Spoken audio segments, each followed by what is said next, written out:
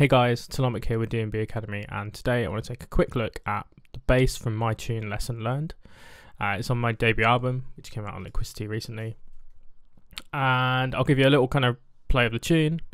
Let's put a limiter on that output, and then I'll go through like the process behind making the bass from scratch. So this is what the tune sounds like. Let me tell you something.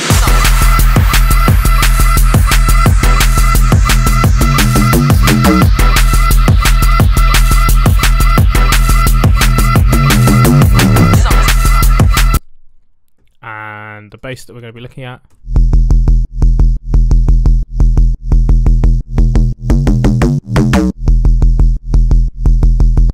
Cool. So first of all, we will be using Operator for this bass. This is one of the stock plugins with Ableton.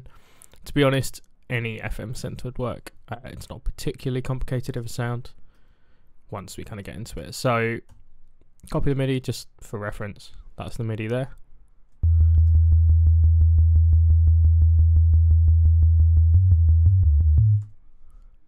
And there's, various different automations and things going on.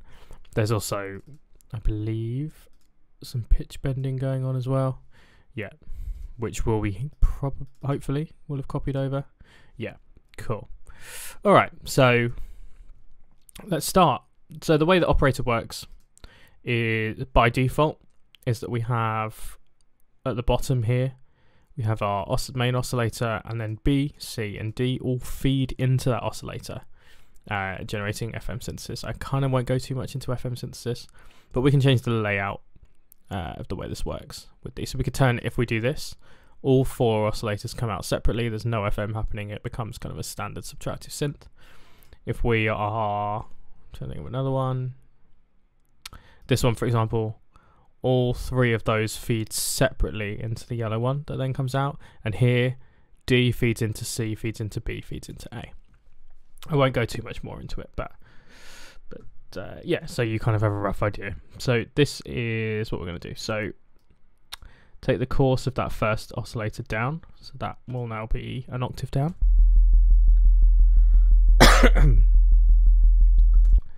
And now we're going to bring the level of B to -37 and the level of C to -22. So as I said, C feeds into B, feeds into A. And we can automate these as well. You'll see if I look at the original one. These are kind of automated at various points. And again, this one too.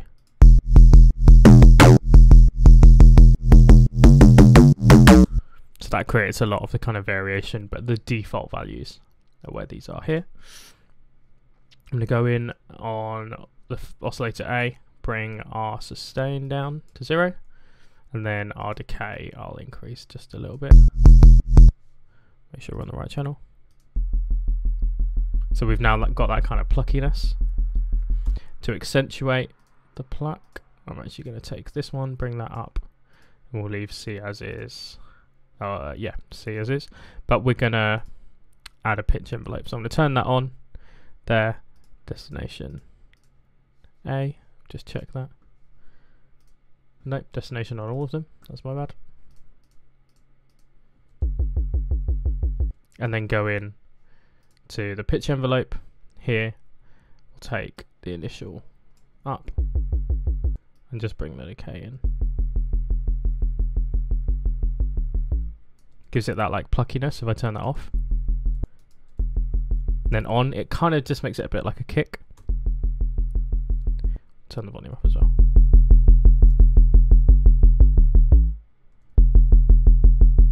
And then, just to kind of show, if I was to roughly automate these, I won't copy exactly what we've got above, but... And then we could, if I went in and was to like automate some random notes. And this one as well.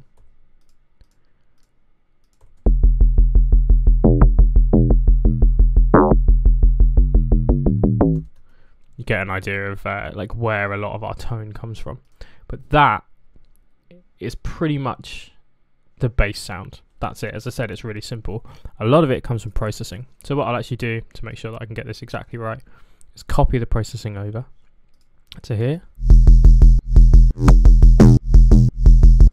There's a sidechain in here. We'll turn that off. There we go. And I'll go through this one by one. So let's delete that because that's just for certain sections, and we'll delete that as well. Cool. Turn this off, and we'll start with erosion. So what erosion does is adds like a noise layer that's dynamically adjusts to what we're doing. What that essentially means is it like envelope follows with noise, and we can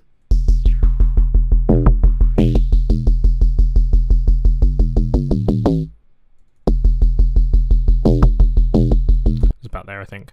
It's great for like if you've got basses like this that don't have that much top end.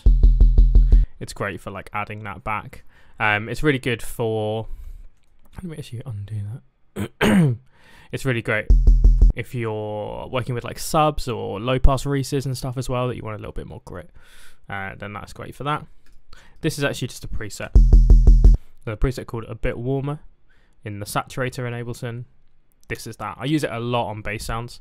I kind of had a concept with this tune. I wanted to, there's loads of like those 4/4 DNB tunes. I kind of wanted to do something that emulated that, but with a bass line rather than a kick. So I was probably, as I was designing this, wasn't sure how hard I wanted to go with the bass.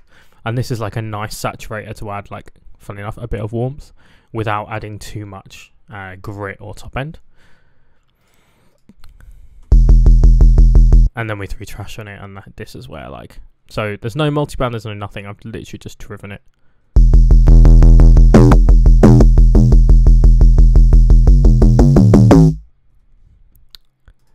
Then a limiter. Not really doing very much at all. But it will basically catch any like peaks, particularly some of the louder bits like later on.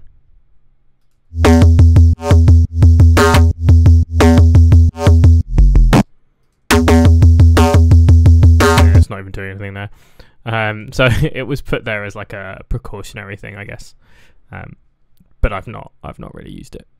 Pro Q3, ducking some of the mids out. So the thought process behind a lot of stuff when I duck a lot of mids out is if you're working with like guitars and like metal music and stuff, there's a lot of mid scooping that goes on to get that kind of metal guitar tone, like with distortion and stuff like that. And so it'll EQ out the mids. And I kind of try and replicate that with some of the heavier basses. That's kind of the world that I came from, 10, 15 years ago. So that's with. It also kind of gets rid of some of the like honkiness of the bass.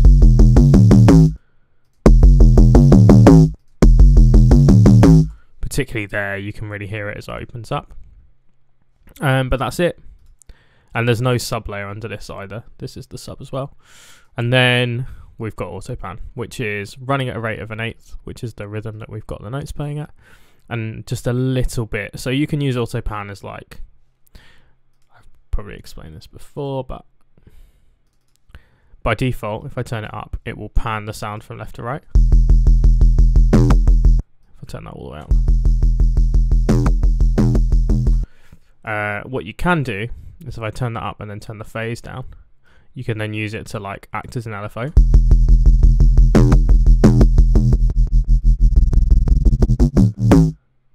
On the volume. If I then switch that to sync with the bass, like the rhythm, it basically shapes the volume back. So where we've like distorted and stuff, some of the envelope work here has kind of been evened out, I guess. And so by adding that autopan in,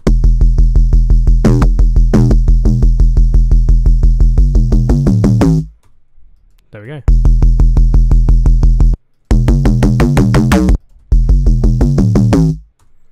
Boom. So yeah, dead simple. All using stock synths as well. Yeah, any questions, let us know, and I will see you in the next one.